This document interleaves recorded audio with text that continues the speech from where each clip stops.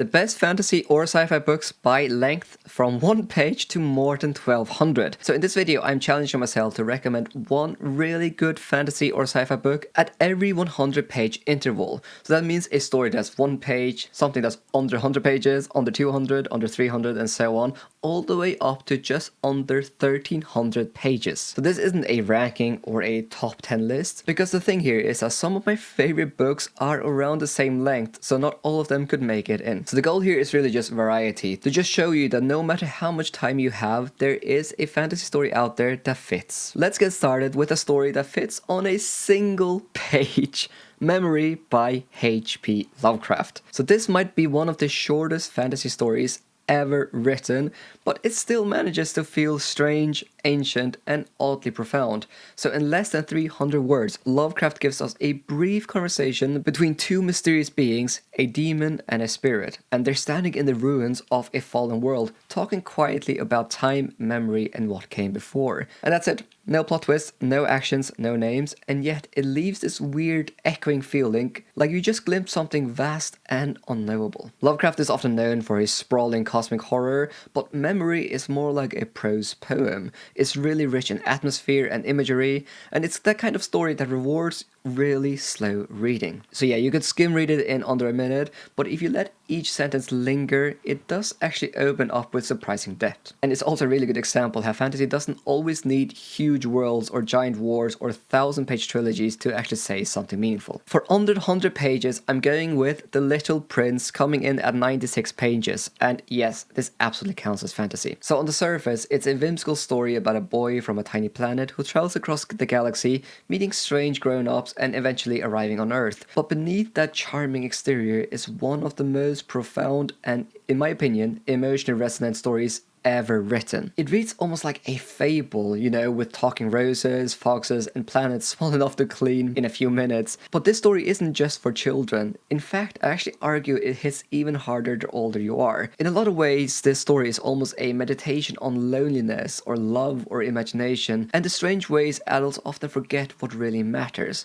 And also, the illustrations are lovely. So I think that's the part what makes The Little Prince so brilliant as a short fantasy book, because it kind of builds up an entirely weird cosmos, but there's so much metaphor and emotion as well. I actually read this book for the first time as an adult last year, and it became one of my favorite reads of 2024. For under 200 pages, I have to recommend a book that completely blew me away that I read last month.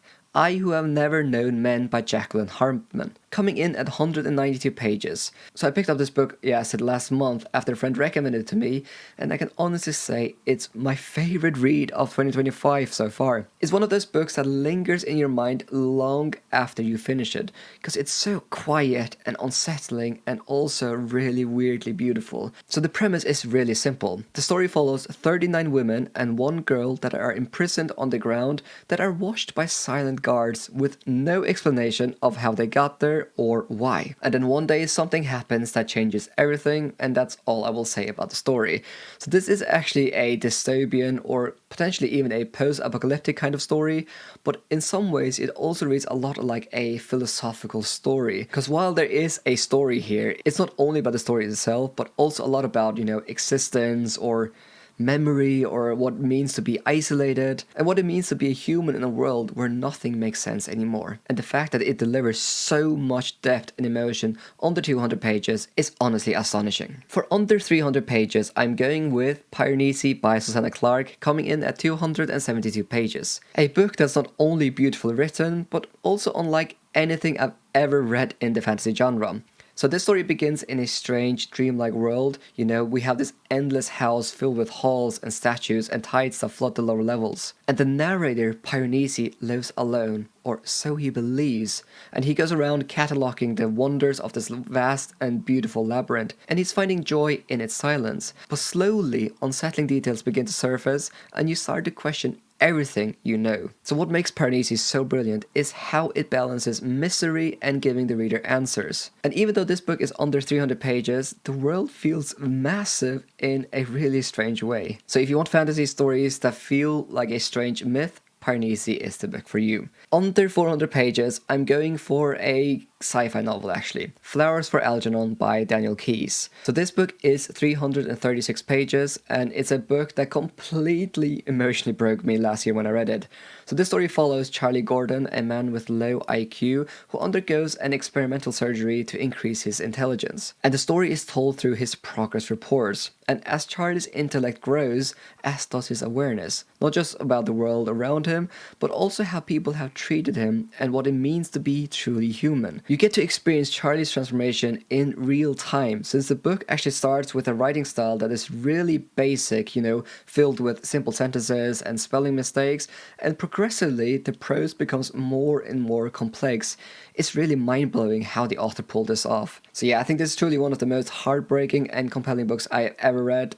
Absolutely loved it, 5 out of 5 stars. For under 500 pages, I'm going with Hyperion by Dan Simon, which is 496 pages.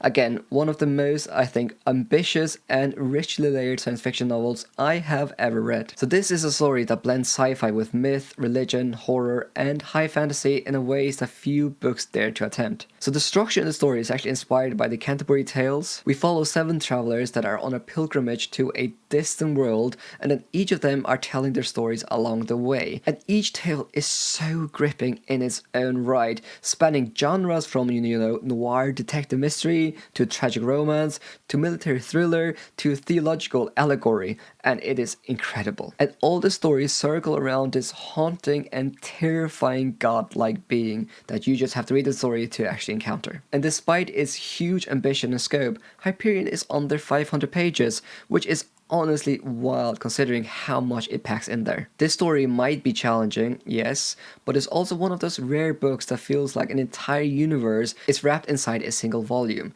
So I think that if you like fantasy with a heavy dose of science, poetry, and existential dread, this is the book for you. For under 600 pages, I'm recommending Cloud Atlas by David Mitchell, which is 544 pages. A novel that defies genre, time, and structure in the best possible way. So this is a genre-bending book that blends historical fiction, dystopian sci-fi, and yes, I would even say fantasy into a single interwoven narrative that stretches across centuries. You get everything in this book, from a 19th century Pacific voyage to a post-apocalyptic future where language and memory has started to decay. And the structure in this novel is fascinating. So you get 6 stories nested within each other like Russian dolls. So you start with one, you shift forward in time again and again and again until you hit the core of the book, the middle part, and then the book starts winding its way back story by story.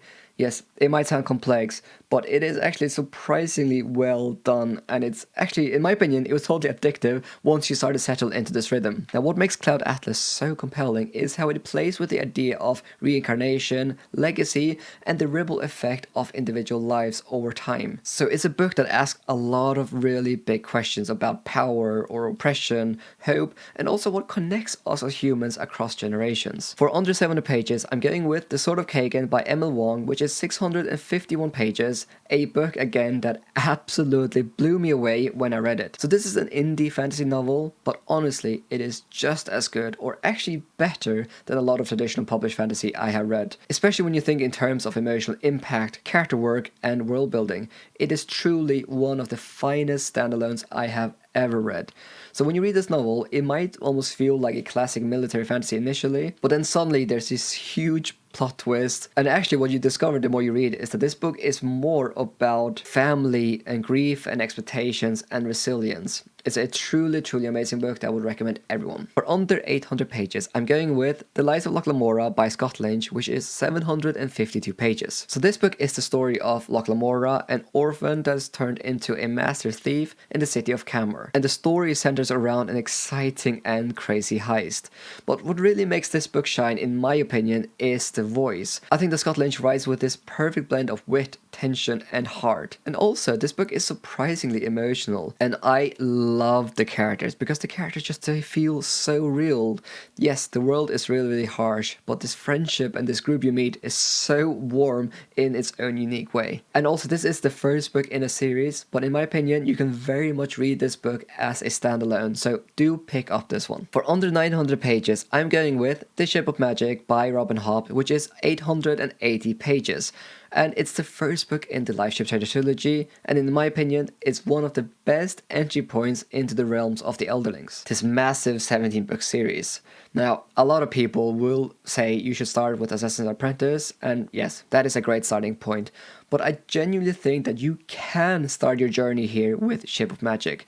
So this series stands on its own, and it introduces a whole new part of the world, and it gives you everything that makes Hobb's writing so powerful. This series has complex characters, slow burning tension, emotional depth. Oh man, Robin Hobb understands humans on a different level, and then you also just have a massive world that feels so alive. And I think what Hobb does so well is to write characters who feel so incredibly real. Truly, Hobb has some of the best character writing skills in the game, and Ship of Magic is truly one of the best fantasy books I have ever read. So yeah, if you've been intimidated by the length of the Realm of the Elderlings, or you're unsure whether to start, I think that Ship of Magic is an excellent place to dive in because it is just incredible. Alright, for under 1000 pages, I'm going with Needful Things by Stephen King, which is a 944 page book, which is a dark, gripping story that mixes small town America with the supernatural and horror, obviously with King, and in my opinion has enough fantastical elements to deserve to be on this list. So the story of Needful Things is relatively simple. There's this new shop that opens in the town of Castle Rock, which is run by this mysterious man named Leland Gaunt, and he sells people exactly what they've always wanted, but it comes at a sinister price. So as the townspeople become entangled in Leland Gaunt's web, paranoia starts to spread and secrets start to come to life, and the town slowly begins to unravel.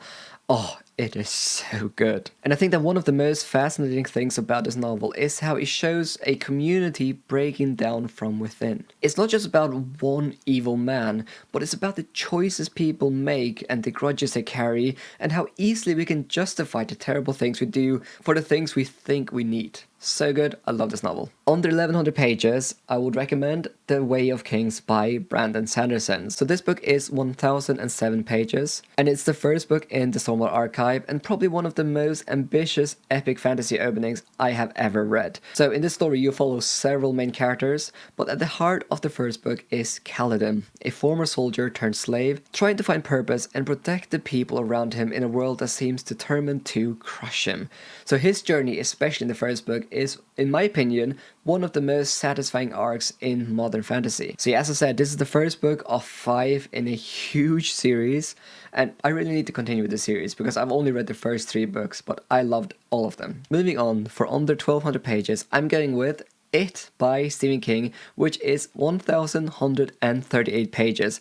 A colossal novel that blends horror, fantasy, coming-of-age drama, and a weird, horrifying creature called Pennywise. I think most of you probably know a lot about the story, but if you don't know anything, then this story basically follows the Loser Club. This group of kids who then go on to confront this nameless ancient evil lurking beneath their town. And then 27 years later, they return as adults to face it all over again. And what is so interesting and awesome about the story is that King weaves these 2 different timelines together masterfully, creating this deep emotional resonance between who they were and who they've become. And through it all, there's this mythic undercurrent, this dark kind of fantasy that hints at larger cosmic forces at work. And I genuinely think that this is truly one of the best coming-of-age stories I have ever read. It's so good. The only thing I always say about this novel is that I still don't understand why King wrote that one particular weird scene at the end. If you read this novel, you know there's a messed up scene in this book that I genuinely